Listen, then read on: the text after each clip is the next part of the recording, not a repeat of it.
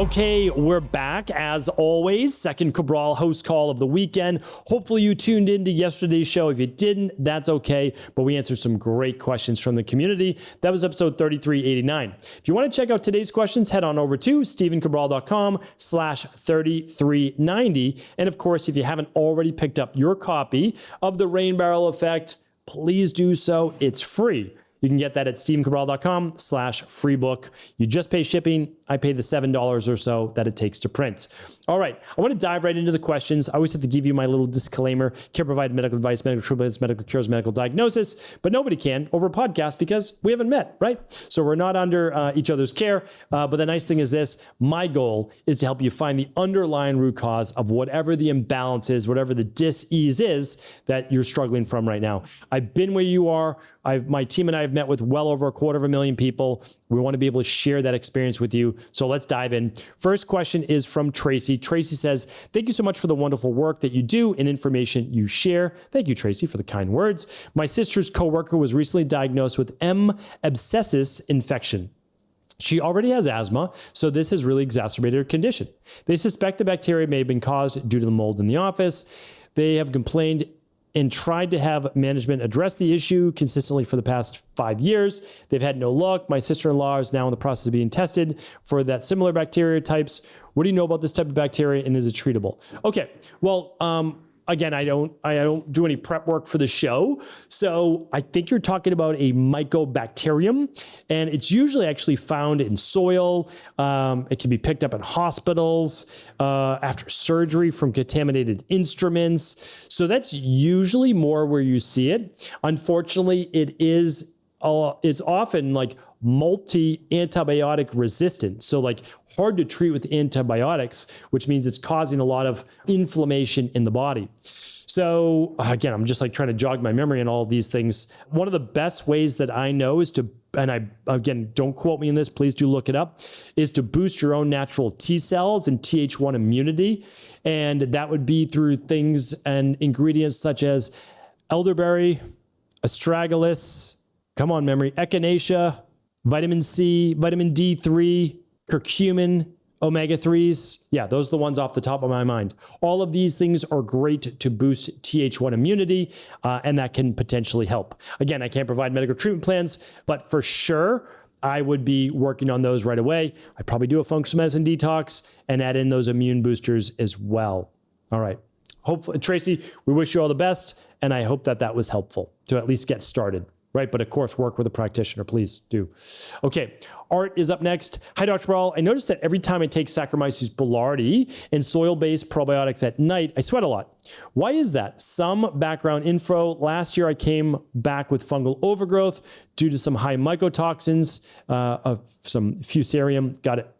Thanks, Art. Okay, happy to help with this. We need to separate out Saccharomyces boulardii and spore-based probiotics first. So that's the first thing to do. It's one or the other. It's probably not both. I would find it very hard to believe it's the Saccharomyces boulardii. Very hard to believe. And here's why. I've used them all in my practice. Saccharomyces boulardii almost has no side effects. When you look up Saccharomyces boulardii and side effects, you're like, oh, this could cause a fungal-based infection. Possibly, but not through the probiotic Saccharomyces boulardii, which is technically a non-pathogenic yeast. It's actually in things like catheters and like hospital-based instruments. It's not the other way around, right? So just kind of sharing that with you. So Saccharomyces boulardii, we use it as the first phase of our CBO protocol. Amazing for loose stool or constipation or rebalancing the gut microbiome or increases in things like yeast overgrowth or even in some mold overgrowth. So just to let you know, Art, like just to kind of cut to the chase, if you know you have high mycotoxins, this is what we do. We typically do the CBO protocol for 12 weeks. We do it. Well, first we do the 21-day functional medicine detox, CBO protocol 12 weeks. Then we do a 7-day detox, and then we go into the mold detox protocol that we have. So, and it works exceptionally well. It really does. It works exceptionally well because it rebalances the gut. We seal up the gut wall. We do the CBO finisher while doing the mold protocol. Works really well. So try this soil-based probiotic separately from the Saccharomyces boulardii. My guess, and it's only a guess because I don't know, the soil-based probiotics are bothering you at night because there probably is some overgrowth, right? So you're putting probiotics in while there's still already potentially overgrowth. And so that could be a potential issue. All right. So just test them out, test them separate, and you'll know for sure. Paulina says, how can I lose weight in menopause? All right, great question. It is broad though, right? It's broad. So in menopause, we have so many women in menopause, so many women. It's like half of our practice. It's a lot. Perimenopause and menopause and postmenopause. So let's look at it this way. When you're in menopause, you need to double down. That means pay more attention to estrogen dominance, weakened adrenals, and low thyroid. And those are three of the main reasons why women gain more weight during menopause, start to lose muscle, which then causes more fat gain, increases cellulite, and water retention, right? So it's like you need to double down on those. The nice thing is there's one lab that will tell you exactly what's off and then how to remedy it and give you a personalized plan. That's the stress mood and metabolism test. Like it's without a doubt the best for that. It goes through estrogen, progesterone, testosterone, DHEA, cortisol 4 times throughout the day, total cortisol output. It goes through free T4, free T3, and TSH for your thyroid, as well as TPO antibodies, vitamin D3, insulin, and hemoglobin A1C. There's nothing like it in the world, and you write it right from home. So easy, comes with a coaching call, comes with a personalized plan. That is exactly what I recommend, because everything after that is like just general plans, which again, I gave general plans for weight loss yesterday. General plans for weight loss that are great for the body. But again, general plans, 21-day functional medicine detox, followed up by the MetaVolve system. You can find those at stephencabral.com/shop. That's what we use in our practice. Good general recommendations. But I like the guidance of an at-home lab test if you can. That gives you real guidance and a real personalized plan to help balance hormones, adrenals, thyroid, and much more. All right. Anonymous is up next. Hi, Dr. Cabral. I appreciate all that you and your amazing team do for this community. Thank you, Anonymous. My question is about my husband. He's in his early 60s. He's active. He eats well, other than his sweet tooth. I don't know what that means. He does the quarterly detoxes with me most of the time. He's 5'7", 155, 160. Although we walk daily and go to the gym 2 to 3 times a week, he seems to be losing muscle and just looks skinny rather than healthy, which seems to be aging him. How can I help him add muscle for longevity and to protect his bones? Thank you. Yeah, well, you're obviously a very nice spouse. So let's get into this. Let's break it down like from the top. So early 60s, mid 50s to early 60s is absolutely when men's testosterone naturally starts to decline. All these people talking about they have low testosterone in their 30s and 40s, something is wrong with them. Like legitimately something is wrong. It's not normal. So that's why you shouldn't go on TRT in your 30s and 40s, because something's wrong if your testosterone is low. Find the underlying root cause. Then, okay, maybe late 50s, mid 60s, look at it, but we don't do that. We don't use that in our practice. We have other ways of doing it. Maybe when you get in your mid 70s, we can talk. But anyway, again, I digress. So there are things that you can use. Daily meal. So you want to use the daily foundational protocol because you want all your nutrients first. That is I need to create a whole webinar on this. Like I need like a basis point for everybody, meaning like you don't want to just start taking specialty supplements. You want to like use your foundation first. That's daily nutritional support or your daily activated multi. That's a great place to start. Or you can just use the daily, I think they're called the daily foundational support packs. Simple to take one at breakfast, one at dinner, and like you're good to go, literally all of that. All right. So let's move on past supplements. That's the foundation. The specialty ones is daily meal support and then DHEA. So we could take daily meal support and then you could take 1 or 2 DHEA with breakfast and 1 or 2 DHEA at dinner. Then they're 5 milligrams each. Okay. So that's the specialty. Next, we want to move on to protein. He seems like he's at a good weight. 5'7", 155, 160. If he that's not skinny. So like he must be losing muscle mass. So let's make sure now that when you're in your 60s, you actually need a little bit more protein. It's different between the age of like 25 and 55, 60, you don't need like to overdo your protein. Your body's more anabolic. But once you start to get older, don't digest it as well, don't break it down as well, and don't add, muscle as well. So you actually need to increase it. So for him, about 100 grams of protein per day. You could do more, but you definitely make sure he's getting that, right? So that's a good place to start. If he does 3 meals a day, it's pretty easy, 33 grams per meal. or maybe 20 at breakfast, and then 40-40 if he wants to do that at lunch and dinner. 40 grams of proteins, it's only 6 ounces of protein. It's not a lot, right, with your root veggies and that. Okay, so we got to make sure that he's getting enough protein, and then we need to make sure the strength training is 2 to 3 days a week. I agree. Let's do 3, Monday, Wednesday, Friday, Tuesday, Thursday, Saturday, but let's make sure that it's strength training, that like he's actually adding enough weight to add tension to his muscles and bones, because there's something called specific adaptation to imposed demand. Have him get the book. It's called A Man's Guide to Muscle and Strength. It's not just for men, it's for women too.